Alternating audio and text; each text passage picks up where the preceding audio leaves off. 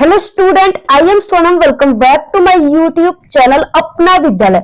आज का जो ये वीडियो है क्लास 10th और 12th के स्टूडेंट के लिए बहुत ही मोस्ट इंपॉर्टेंट है, जो इस बार बोर्ड एग्जाम देंगे। क्योंकि आज के इस वीडियो में हम आप सभी को क्लास 10th और 12th के उन बोर्ड की टॉपरों की कॉपी दिखाएंगे, ठीक है, जिनको एग्जाम में पूरे के पूरे 98%, 95%, 96% और 94% मिले हुए। तो यहाँ पे जो प्रदेश टॉपर होते हैं ना, उनकी कॉपियां आज के इस वीडियो में हम आप सभी को दिखाएंगे। और ये जो कॉपियां है, यानी पूरा यहाँ पे हम आप सभी को बिल्कुल लाइव यहाँ पे दिखाएंगे कि किस तरीके से इसको जो भी एग्जामिनर चेक किए हैं या टीचर चेक किए हैं, ठीक है, तो इसको किस तरीके से चेक किया गया है कि इसमें इतने ज्यादा नंबर मिले हैं। आप लोग देख सकते हो कि हमारे पास यहाँ पे कई बोर्ड की कॉपी है, ठीक है, जो कि बोर्ड के टॉपरों की कॉपी है।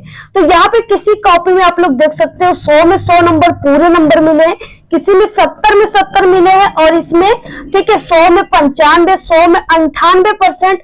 तो आखिरकार इन कॉपियों में ये जो यानी कि टॉपर की कॉपी है, इसमें किस तरीके से लिखा गया है, कौन सा ऐसा तरीका इसमें अपनाया गया है जिससे कि इसमें ठीक है यानी एग्जामिनर भी मजबूर हो गए हैं इन्हें नंबर देने के लिए। यानी इतने ज्यादा भर भर के नंबर दिए गए हैं सभी कॉपियों में। आखिरकार इसमें किस तरीके से लिखा गया है सभी क्वेश्चन के आंसर को यहाँ पे हम आपको बिल्कुल लाइव प्रूफ के साथ सभी यहाँ पे क्वेश्चन के आंसर को दिखाएंगे। किस क्वेश्चन के आंसर पे कितना नंबर मिला है, कितना स्टूडेंट ने लिखा जिससे एग्जामिनर उन्हें नंबर देने के लिए ठीक है बेकाबू हो गए और उन्हें पूरे के पूरे नंबर दे दिए। तो यहाँ पे हम आप सभी को बिल्कुल लाइव प्रूफ के साथ दिखाएंगे। और यहाँ पे हमारे पास है इस तरीके से 2026 हिंदी की बोर्ड की पेपर है, ठीक है। तो यहाँ पे सभी चीजें बिल्कुल लाइव प्रूफ के साथ दिखाएंगे। तो सबसे पहले आप लोग इस वीडियो को लाइक कर दीजिए, चैनल पे नहीं तो चैनल को सब्सक्राइब करके बेल आइकन को जरूर प्रेस कर दीजिए। और आप लोग इस वीडियो को अपने सभी दोस्तों में शेयर कीजिए और बिना स्किप किए पूरा वीडियो लास्ट तक देखिएगा, तभी आप सभी लोग पूरे के पूरे कॉपियों को अच्छे तरीके से देख पाएंगे, ठीक है। यहाँ पे हम आपको पूरे कॉपियों को दिखाएंगे आखिरकार कैसे 100 में 100 नंबर मिले हैं, इन कॉपियों में कैसे लिखा गया, 70 में 70 वाले कॉपियों में कैसे लिखा है, पूरा एक एक कॉपियों को यहाँ पे हम आपको दिखाएंगे।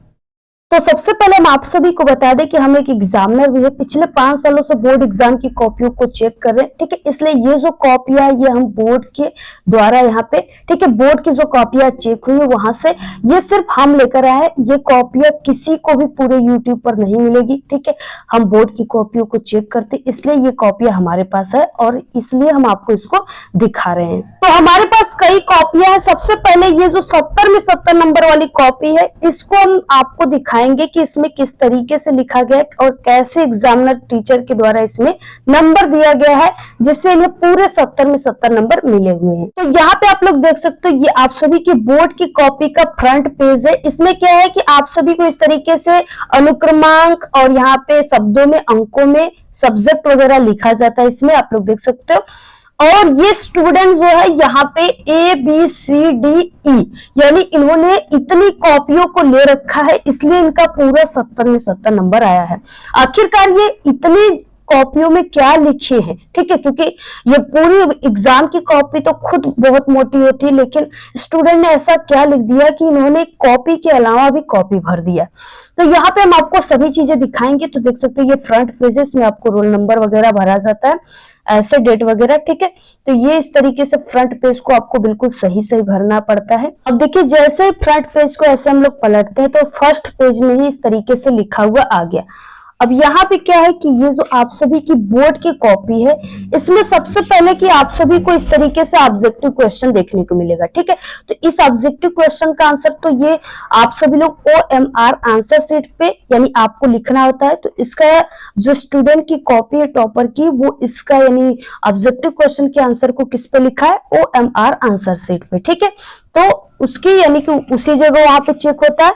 और सबसे पहले कि यहाँ पे क्या है कि अब 20 ऑब्जेक्टिव क्वेश्चन के बाद आपको इस तरीके से देखने को मिलेगा खंड ब में वर्णनात्मक प्रश्न और यहाँ पे गद्यांश दिया होता है, ठीक है। 21 नंबर का क्वेश्चन है गद्यांश और इसी जगह से कॉपी पर आंसर लिखा जाता है। तो यहाँ पे क्या है, सबसे पहले देखिए लिखने का तरीका क्या है। आखिरकार इन्होंने कितना प्रोफेशनल तरीके से, कितना परफेक्ट तरीके से लिखा जिससे इनको पूरे नंबर मिले हैं, ठीक है। तो टॉपर की कॉपी आप लोग यहाँ पे देख रहे हो और ये कॉपी प्रदेश टॉपर की है। तो यहाँ पे देखिए क्या है, खंड ब वर्णनात्मक प्रश्न सबसे पहले। तो सबसे पहले जिस खंड के क्वेश्चन को करना है उसको स्टूडेंट ने लिखा हुआ है और ये सबसे सही और परफेक्ट तरीका है। खंड ब और वर्णनात्मक प्रश्न यहाँ पे ब्लैक पेन से लिखा गया, जो भी नंबर है क्वेश्चन का उसको लिखा गया है प्रश्नोत्तर संख्या 21। ठीक है, इसके बाद देखिए क्या है कि निम्नलिखित गद्यांशों में से किसी एक गद्यांश पर आधारित सभी प्रश्नों के उत्तर देना है। अब यहाँ पे दो गद्यांश है, दोनों में से किसी एक को स्टूडेंट को लिखना है। अब देखिए क्या है कि इस दोनों गद्यांश में से कौन सा स्टूडेंट ने गद्यांश को लिखा है, इसको पहचानने के लिए यहाँ पे देखिए पहले गद्य और यहाँ पे यानी जो हिंस है उसको लिखा हुआ है। ठीक है, तो बच्चों के द्वारा इसको लिखा गया है, आप लोग देख सकते हो। अश्वारोही पास आया, यानी यहां से लेकर के डैश डैश जाती हूँ, तो यहाँ पे इस तरीके से लिखा गया। तो हम एग्जामिनर को ये पहचान में आ गया कि दो गद्यांश में से स्टूडेंट ने किस गद्यांश को हल किए हैं। ठीक है, तो वो पहले गद्यांश के आंसर को लिखा हुआ है। तो इस तरीके से इसके बाद देखिए, अब यहाँ पे देखिए पहला क्वेश्चन है कि उपयुक्त गद्यांश का संदर्भ लिखिए। इस तरीके से क्वेश्चन ये 2 नंबर का है। देखिए यहाँ पे क्या है, संदर्भ हेडिंग लिखा गया है और कैसे देखिए संदर्भ लिखा गया है, क्योंकि बहुत सारे स्टूडेंट संदर्भ तो लिखते हैं लेकिन उनको पूरे 2 नंबर नहीं मिलते, 1 नंबर ही एग्जामिनर के द्वारा दे दिया जाता है। क्यों? क्योंकि उनको लिखने का सही तरीका नहीं पता होता है और हम जब भी बताते हैं तो यही तरीका आपको बताते हैं और जो ये तरीका अपनाता है वही टॉपर बनता है। तो यहाँ पे देखिए क्या है, प्रस्तुत गद्यांश हमारी पाठ्य पुस्तक हिंदी ब्लैक पेन से कामा के अंदर लिखा गया है, जो बिल्कुल परफेक्ट तरीका है।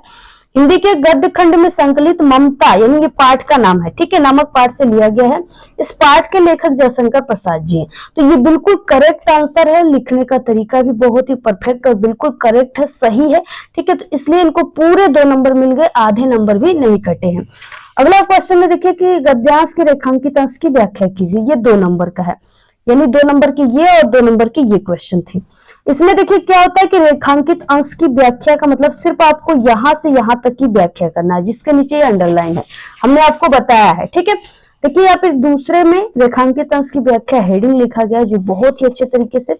और लिखा कैसे गया, प्रस्तुत पंक्ति में लेखक कहते हैं कि ममता कहती है कि जाते समय सुना था कि वो अपने आदमी को घर बनाने की आज्ञा दे चुका है, मुझे अपनी झोपड़ी से बहुत प्यार था, मैं आजीवन इसे गिरा देने से डरी थी, शायद भगवान ने मेरी सुन ली, इसलिए मैं स्वर्गलोक को प्रस्थान कर रही हूँ, अब तुम यहाँ पर मकान बनाओ या महल। तो यही लिखा गया है, ये पूरा सही आंसर है, करेक्ट है, इसलिए इनको पूरे यहाँ पे 2 नंबर। इसके बाद एक क्वेश्चन है कि ममता के आजीवन भयभीत रहने का क्या कारण था। तीसरा क्वेश्चन, तो यहाँ पे देखिए तीसरा क्वेश्चन का आंसर लिखा गया है कि झोपड़ी खोज जाने के डर से ममता आजीवन भयभीत थी। तो ये भी सही आंसर, 2 नंबर मिल गया, क्योंकि बिल्कुल आपको करेक्ट आंसर लिखना है। ठीक है, तो ये सही आंसर है।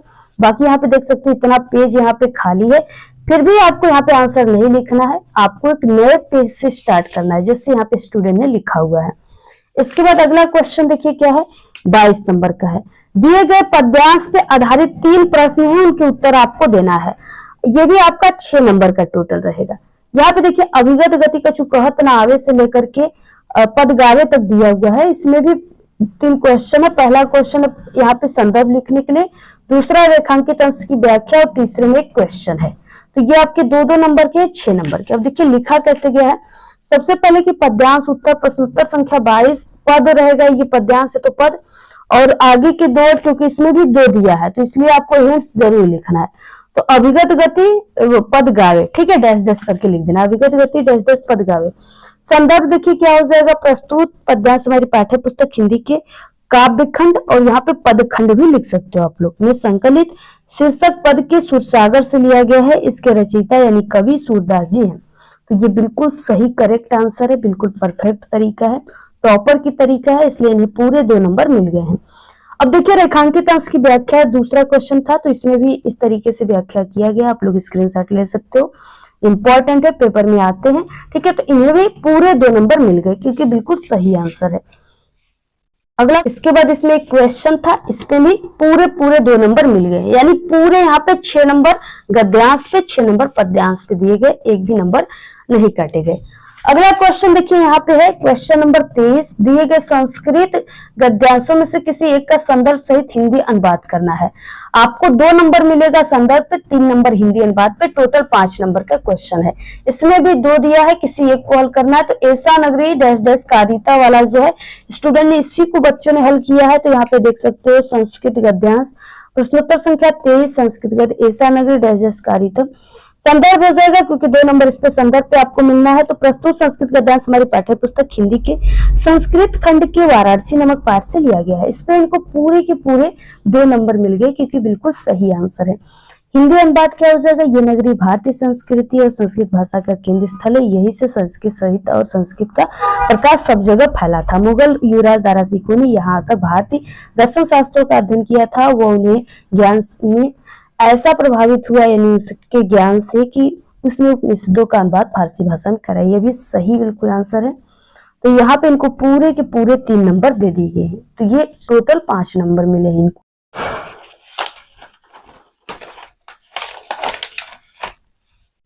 उसके बाद यहाँ से देखिए 24 नंबर का क्वेश्चन है कि दिए गए संस्कृत पद्यांशों में से किसी एक का संदर्भ सहित हिंदी अनुवाद करना है। 2 नंबर संदर्भ पे, 3 नंबर हिंदी अनुवाद पे, टोटल 5 नंबर का क्वेश्चन है। यहाँ पे देखिए क्या, सर्वे भवन्तु सुखिनः सर्वे सन्तु निरामयाः सर्वे भद्राणि पश्यन्तु मा कश्चित् दुःखभाग् भवेत्। इसका आप सभी को संदर्भ और हिंदी अनुवाद लिखना है। तो यहाँ पे प्रश्नोत्तर संख्या 24 श्लोक हो जाएगा सर्वे भवन्तु डैश डैश भवेत्। संदर्भ प्रस्तुत श्लोक हमारी पाठ्य पुस्तक हिंदी के संस्कृत खंड में संकलित भारतीय संस्कृति नामक पाठ से लिया गया है। हिंदी अनुवाद देखिए सब सुखी हो, सब रोग रहित, तो यानी कोई भी जो है रोग से पीड़ित न हो, सब कल्याण को देखिए, कोई भी दुखी न हो। बहुत ही सही आंसर है। टोटल 5 नंबर मिले, आधे नंबर भी नहीं कटे गए हैं। अगला क्वेश्चन देखिए यहाँ से स्टार्ट होता है 25 क्वेश्चन से। अपने पठित खंड काव्य के आधार पे निम्नलिखित प्रश्नों में से किसी एक प्रश्न का उत्तर देना है। ये 3 नंबर का है। ये चीजें जिला वाइज होता है, तो जिस स्टूडेंट जिस जिले का उसी हिसाब से इसको लिखा गया है। तो यहाँ पे देखिए कई दिया हुआ है, जिसमें से लिखा किस पे गया है, ज्योति जवाहर पे। ठीक है, यहाँ पे ज्योति जवाहर खंड काव्य का कथानायक संक्षेप में आपको इसका लिखना है, यानी 3 नंबर का है। तो देखिए कितना पेज लिखा है स्टूडेंट ने, कैसे लिखा, जिससे पूरे इनको 3 नंबर मिले हुए हैं। तो प्रश्नोत्तर संख्या यहाँ पे 25 ज्योति जवाहर खंड काव्य, यानी जिस खंड काव्य पे लिख रहे हैं उसको ब्लैक पेन से लिखना है। और यहाँ पे देखिए ज्योति जवाहर के खंड काव्य, यानी कि नायक पंडित जवाहरलाल नेहरू है। नेहरू जी को खंड काव्य में युगावतार लोकनायक के रूप में प्रस्तुत किया गया है। यानी सबसे पहले देखिए स्टार्ट कैसे किया गया है, यानी इस तरीके से किया गया जिससे कि ये ज्योति जवाहर में इन्होंने चार चांद लगा दिए हैं। ठीक है, जिससे इन्हें पूरे नंबर मिले हैं। 1 से 2 लाइन के ऐसे गैप दिए, उसके बाद हेडिंग का यूज करके आपको लिखना है। अगर आप लोग हेडिंग का यूज करके लिखोगे ना, तो आपको पूरे नंबर यहाँ पे मिलेंगे।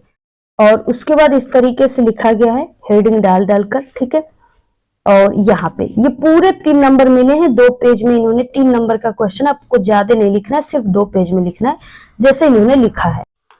अब देखिए यहाँ पे अगला क्वेश्चन है 26 का क कि निम्नलिखित लेखकों में से किसी एक लेखक का जीवन परिचय दीजिए तथा उनकी किसी एक रचना का नाम लिखिए। यहाँ पे 3 दिए, किसी एक के बारे में लिखना है। 3 नंबर आप सभी को जीवन परिचय पर, 2 नंबर रचना पर, टोटल 5 नंबर का ये क्वेश्चन है।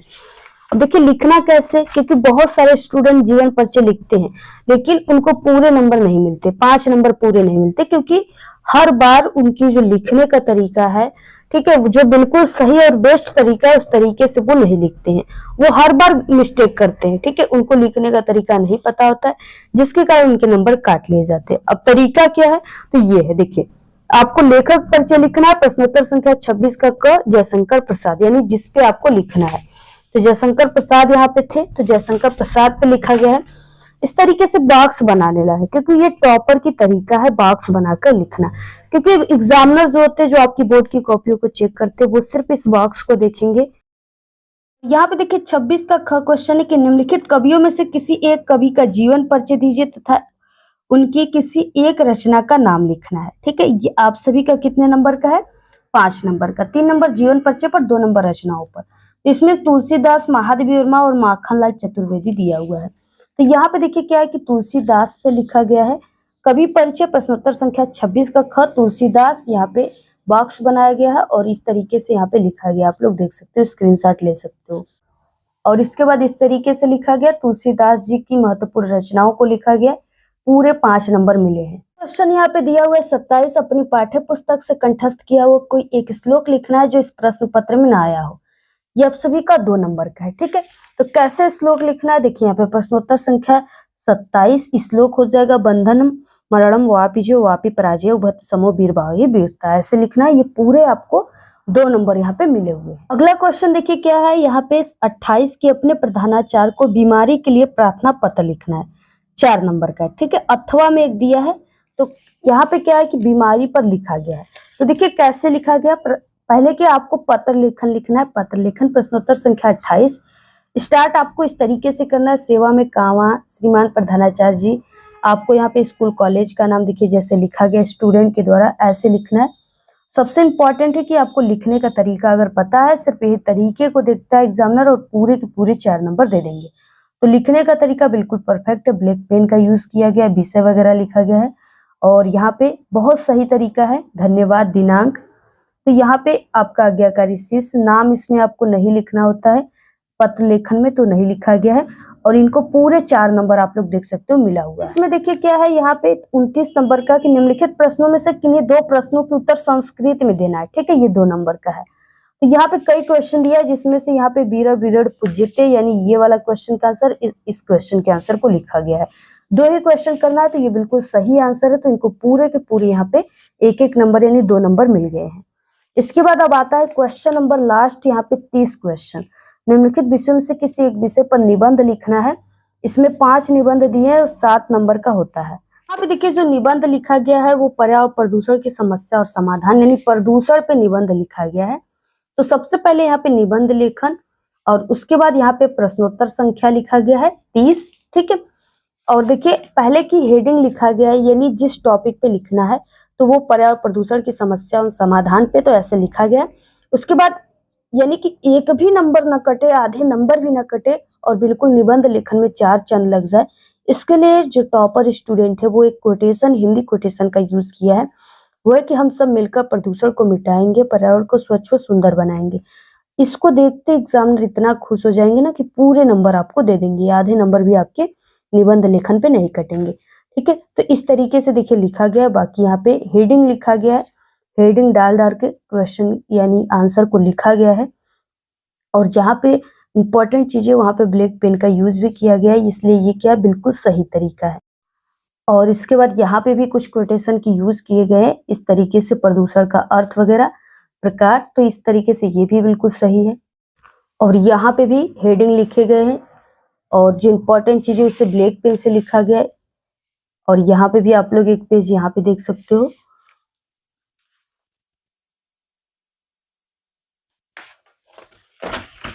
और ये है लास्ट पेज। तो इस तरीके से आप लोग देख सकते हो यहाँ पे पूरे के पूरे इनको 7 नंबर दिए गए हैं, ठीक है। आधे नंबर भी नहीं कटे, पूरे पूरे निबंध लेखन पे 7 नंबर दिए गए। और इन्होंने 4 पेज टोटल निबंध लेखन लिखा है, इसलिए इन्हें आधे नंबर भी इनके नहीं कटे, पूरे नंबर इनको मिल गए। तो इस तरीके से आप लोग देख सकते हो ये पूरे 70 में 70 नंबर वाली कॉपी है। और इसी तरीके से 100 में 100 नंबर वाली कॉपियों में भी लिखा गया है।